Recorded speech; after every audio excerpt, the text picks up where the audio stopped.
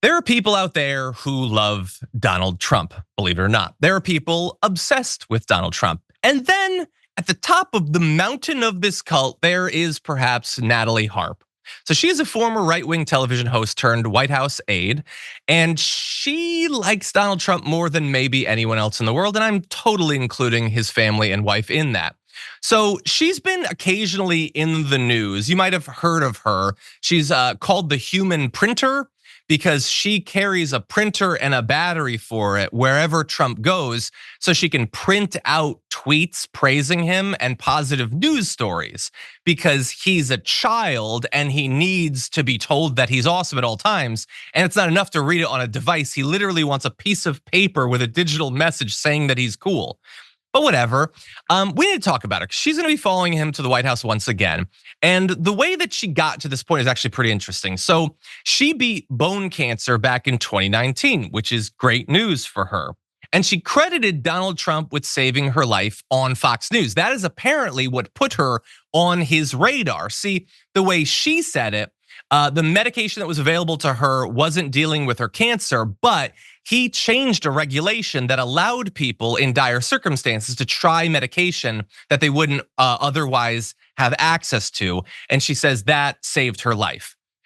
Experts looking into it say that's not remotely true. That's not, she totally would have had access to it without the law. And in fact, a comprehensive analysis of it shows that the estimate of the number of people who have gained access to drugs they wouldn't have otherwise had access to from that law is about 10, which is great for those 10, by the way, but also she's not one of them. It's not the most important part of this story. I just love that there has to be an element of dishonesty to every single bit of this administration. But setting aside the bone cancer thing, so ever since then, she has apparently nearly always been at Mr. Trump's side. She has also written him a series of devotional letters, including one that said, quote, "You are all that matters to me." Once when he was playing golf in Scotland, she ran behind his cart to keep him up to date with those positive stories and social media posts. And the part about that story that not enough people are focusing on is the running. If you're gonna have a woman carrying a printer everywhere you go, let her into the cart with you, you ass. What the hell? But anyway, in another letter she sent him, she told the president-elect that she wanted to get back, quote, that synergy that she used to have with him, where, quote, we'd talk about everything and nothing. Quote, I want to bring you joy to feel like we can get through a day without ever having to talk work. Now, look, I think adult friendships are very important. To be clear, she is his employee. So generally talking about work makes a certain amount of sense because she's his worker and she's there to work. But they have a complex relationship, obviously. Anyway, after his arraignment in Fulton County, Georgia, Trump once remarked angrily that Harp was the only member of his staff who cared about him. He refers to her as sweetie and treats her like a daughter, which, bear in mind, means something slightly different in the context of Donald Trump than it does for most father figures. Let's just be clear about that. But anyway, so she is important. Like, she's not just a small figure that prints out tweets. She is one of the final points of contact to him. And she's one of the main ways that information gets to him. She goes out there, finds it, curates it. And she doesn't have the best filter necessarily. And so why don't we go to a little bit of video talking about what sorts of content end up getting to Donald Trump thanks to her as one of those filters.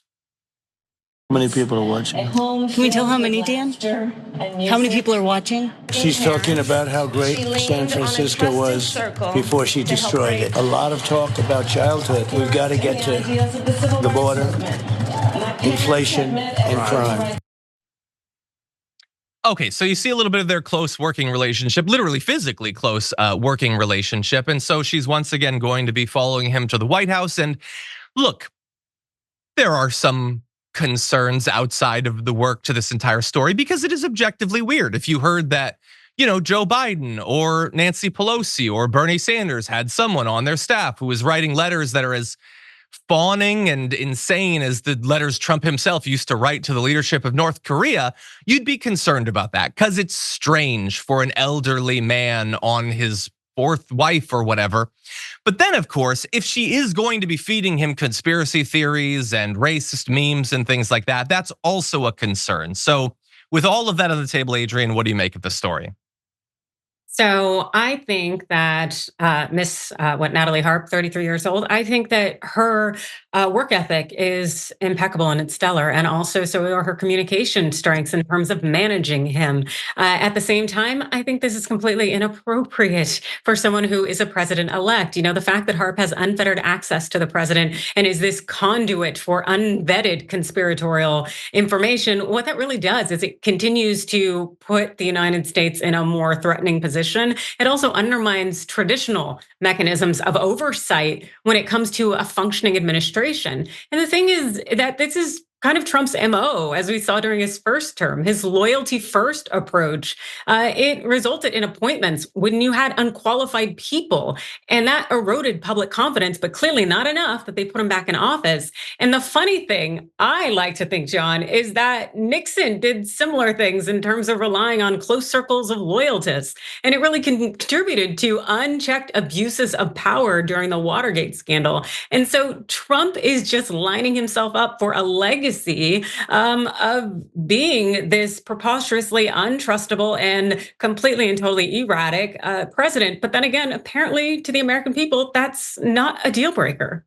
Yeah, no, evidently not. At least by a very narrow, well, not majority, plurality. I suppose he didn't get the majority of the vote, but yeah. And for now, I mean, look, she has an incredibly important position in terms of giving him information.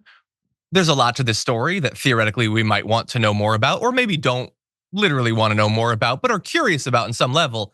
But we're not going to know, at least for a little bit. Eventually, she'll release a tell-all and she'll do the rounds of MSNBC and CNN and everything. But for now, we won't know.